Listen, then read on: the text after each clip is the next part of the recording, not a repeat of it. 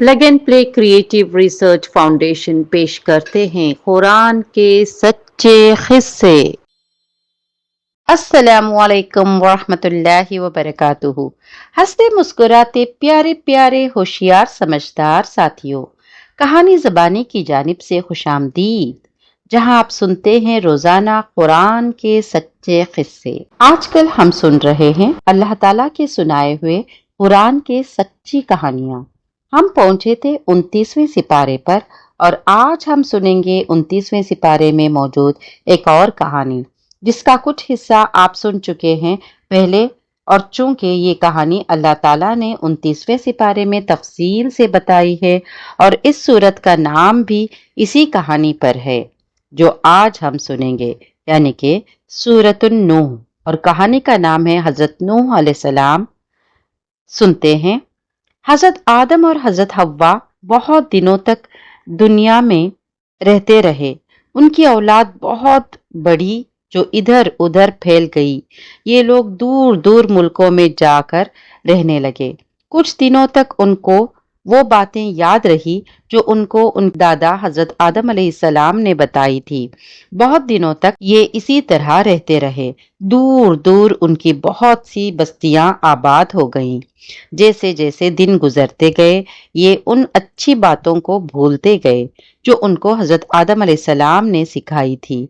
उन्होंने अपने बुजुर्गों की मूर्तियां बना ली, खुदा को भूलने लगे, बुतों को पूजने लगे। जहां किसी चीज से डर लगा या उसमें कोई फायदा दिखाई दिया, उन्होंने उसी की इबादत करना शुरू कर दी। इनकी इस बुरी हालत को देखकर अल्लाह ताला ने उन्हें अच्छी बातें बताने के लिए अपने एक नेक बंदे हजरत नूह अलैहिस्सलाम को फिर अपना रसूल बनाकर भेजा। और ये तो आप जानते ही हैं कि रसूल किसे कहते हैं। अल्लाह अपने बंदों को अपने अहकाम पहुंचाने के लिए और अपनी मर्जी बताने के लिए किसी नेक आदमी को चुन लेता है। ये अल्लाह की बताई हुई बातें सब लोगों को बताते हैं और अल्लाह के रास्ते पर चलना सिखाते हैं। हजरत नूह अलैहिस्सलाम ने अपनी कौम को नेकी की तरफ बुलाया, बुरे काम करने से रोका। ये लोग जिन झूठे खुदाओं और बुतों की पूजा करने लगे थे, उन्हें उनकी पूजा करने से रोका और कहा, भाइयों, ताबेदारी बस अल्लाह की करो, उसी की इबादत करो, वही तुम्हारा खुदा है। मेरा कहा मानो और अल्लाह ताला के सिवा सारे खुदाओं से मुंह मोड़ लो। अगर तुम ऐसा करोगे तो अल्लाह तुम्हारी गलतियों को माफ कर देगा, तुम्हें दुनिया में इज्जत देगा, आखिरत में जन्नत देगा। अब जानते हैं ना कि जब कोई अल्लाह को अपना मालिक बनाए, उसके हुक्मों पर चले, वो अपने मन मानी नहीं कर सकता, दूसरों का माल चोरी नहीं कर सकता और उसे खुली छूट भी नहीं मिल सकती कि जो चाहे करता फिरे। उसे तो अच्छा आदमी बनकर रहना पड़ेगा, दूसरों की खिदमत करनी होगी, कभी अपना फायदा छोड़ना होगा, कभी सच्चाई और इंसाफ के लिए अपनी जान जोखिम में डालना पड़ेगा। ये बातें ऐसे आदमी नहीं कर सकते जो बस अपना ही मजा करना चाहते हो। कुछ ऐसा ही हाल हजरत नूह अलैहिस्सलाम के कौम का भी हो गया था। वो इतने बिगड़ गए थे कि किसी तरह ठीक ही नहीं होते थे। हजरत नूह अलैहिस्सलाम जब उन्हें अच्छी बातें सुनाते तो वो कानों में उंगलियां ठूंस लेते थे। जब वो उन्हें अल्लाह की मर्जी का काम करने को बुलाते तो वो दूर भाग जाते थे, बढ़ बढ़ के बातें बनाते। हजरत नूह अलैहिस्सलाम ने उन्हें हर तरह समझाने की कोशिश की थी। उनके जलसों बाजारों में अल्लाह का पैगाम पहुंचाया, उनके घरों पर जाकर अकेले में भी बात समझाने की कोशिश की। उन्हें बार बार याद दिलाया कि देखो, जिसने तुम्हें पैदा किया है, जो तुम्हें पाल रहा है, उससे बगावत मत करो, अपनी खताओं की माफी मांगो, वो तो बहुत मेहरबान है। देखो तो, बारिश वही करता है, माल और औलाद उसी ने दिया है, दरिया उसने बहाए हैं, खेती और बाग उसी ने उगाए हैं। तुम्हें क्या हो गया है, ऐसे मालिक से मुंह मोड़ते हो? उसी ने तो तुम्हें दमक झमक दमक बोझ दी है, वरना तुम जानवरों की तरह رہتے اس زمین پر کیسا اچھا انسان بنایا ہے۔ یہ آسمان، یہ زمین، یہ سورج، یہ چاند، یہ تارے آخر کس نے بنائے ہیں؟ سورج کو گرمی اور چاند کو روشنی کس نے دی ہے؟ زمین سے پودے کس نے اگائے ہیں؟ اس زمین پر تم چلتے پھرتے ہو، مکان بنا کر رہتے ہو اور اسی مالک کی دی ہوئی لاکھوں چیزوں سے فائدہ اٹھاتے ہو۔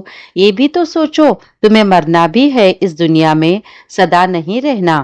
مرنے کے بعد تم اسی کے پاس جاؤ گے اور جو کچھ کیا ہے اس کا بدلہ پاؤ گے۔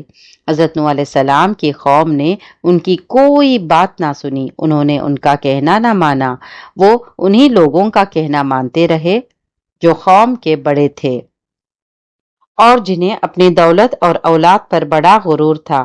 یہ لوگ حضرت نوح علیہ السلام کے خلاف چھپ چھپ کر تدبیریں کرنے لگے، سازشیں کرنے لگے۔ نوح علیہ السلام اپنی قوم کے لوگوں کو 950 سال تک سمجھاتے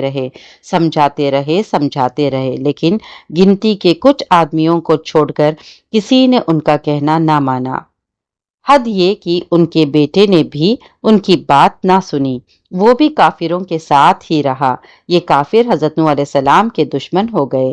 اس دشمنی میں وہی لوگ آگے تھے جو اپنی قوم کے سردار تھے، بہت دولت پیسے والے تھے۔ یہ لوگ حضرت نوح علیہ السلام کی باتوں کو ہنسی میں اڑایا کرتے تھے، کہتے تھے ارے ان کی بات نہ سنو، ان کی بات کس نے مانی ہے؟ یہ تو ایسے ہی بیکار باتیں کرتے ہیں، اور بڑے لوگوں میں سے تو ان کا کوئی بھی ساتھی نہیں ہے۔ یہ تو غریب بالکل نیچے ذات کے لوگ ہیں، یہی ان کے ساتھی ہیں، ان کو تو اپنے پاس بٹھانا بھی نہیں چاہیے۔ حضرت نوح علیہ السلام ان سب باتوں کو سنتے رہتے، سہتے رہتے، اور وہ جو کچھ کر رہے تھے وہ اپنے مالک کو خوش کرنے کے لیے کر رہے تھے۔ وہ جانتے تھے کہ اللہ تعالیٰ سب جانتا ہے، اللہ تعالیٰ سب دیکھ رہا ہے، اس لیے انہوں نے ہمت نہ ہاری اور اپنے کام میں لگے رہے۔ پیارے بچوں، برائی سدا نہیں پھیلتی پھولتی۔ اللہ تعالیٰ اپنے بندوں کو اس وقت تک چھوٹ دیتا ہے جب تک ان کے سدھرنے کی کچھ امید ہو، اس کے بعد پھر انہیں دنیا سے مٹا دیا جاتا ہے۔ حضرت نوح علیہ السلام کی قوم نے جب اپنے نبی کی بات ماننے سے بالکل ہی انکار کر دیا تو اللہ تعالیٰ نے اس قوم کو دنیا سے مٹا دینے کا فیصلہ کر دیا اور حضرت نوح علیہ السلام کو بتا دیا کہ اب جلد ہی ان کے قوم پر اللہ کا عذاب آئے گا۔ حضرت نوح علیہ السلام کو یہ حکم دیا گیا کہ ایک بڑی سی کشتی بنائیں، اتنی بڑی کشتی کہ اس میں سارے مسلمان آ جائیں اور اس ملک میں جتنے جانور رہتے تھے ان کا بھی ایک ایک جوڑا اس میں رکھ لیا جائے۔ حضرت نوح علیہ السلام نے کشتی کو بنانا شروع کر دیا۔ لوگوں نے دیکھا کہ جہاں نہ کوئی سمندر ہے، نہ کوئی دریا ہے، نہ پانی ہے، چھوٹا سا تالاب بھی نہیں، وہاں حضرت نوح بیٹھے ناؤ بنا رہے ہیں۔ اب انہوں نے اور بھی ہنسی اڑانا شروع کر دیا، کہنے لگے بڑے میاں کو دیکھو، خشکی میں ناؤ چلائیں گے۔ حضرت نوح علیہ السلام جانتے تھے کہ بات کیا ہے۔ آپ نے فرمایا ہنسو نہیں، بہت جلد تمہیں پتہ چل جائے گا کہ معاملہ کیا ہے، اس وقت ہم تم پر ہنستے رہیں گے۔ اب وہ دن آ گیا جب ان کافروں پر اللہ کا عذاب آنا تھا۔ زمین سے پانی کا چشمہ پھوٹ پڑا، پہلی بار تانور میں سے پانی نکلتا ہوا دیکھا گیا۔ ادھر آسمان سے مسلسل بارش ہونے لگی، اتنا پانی برسا کہ سب جل تھل ہو گیا۔ دیکھتے ہی دیکھتے سب کچھ ڈوبنے لگا۔ حضرت نوح علیہ السلام کے ساتھی پہلے ہی اپنی کشتی میں بیٹھ گئے تھے، ناؤ پانی پر تیرنے لگی اور ساری بستی ڈوبنے لگی۔ حضرت نوح علیہ السلام کا بیٹا کافروں کا ساتھی تھا۔ آپ نے آخری بار پھر اسے سمجھایا اور کہا دیکھو بیٹا، ان ظالموں کا ساتھ چھوڑ دو، اللہ کا حکم مان لو اور ہماری کشتی میں آ جاؤ۔ اس نے ایک نہ سنی، بولا میں پہاڑ پر چڑھ جاؤں گا، پانی سے بچ جاؤں گا۔ حضرت نوح علیہ السلام نے کہا دیکھو آج ڈوبنے سے کوئی نہیں بچے گا، بس وہی بچے گا جس پر اللہ تعالیٰ مہربانی کرے گا۔ ابھی حضرت نوح علیہ السلام اسے سمجھا ہی رہے تھے کہ پانی کی ایک اونچی سی موج اٹھی اور حضرت نوح علیہ السلام کا بیٹا ڈوبنے والوں کے ساتھ ڈوب گیا، سب ڈوب گئے۔ حضرت نوح علیہ السلام نے اللہ تعالیٰ سے کہا اللہ تعالیٰ میرے بیٹے بھی ڈوب گئے ہیں، آپ نے وعدہ کیا تھا کہ آپ میرے گھر والوں کو بچا لیں گے، یہ تو میرا بیٹا تھا۔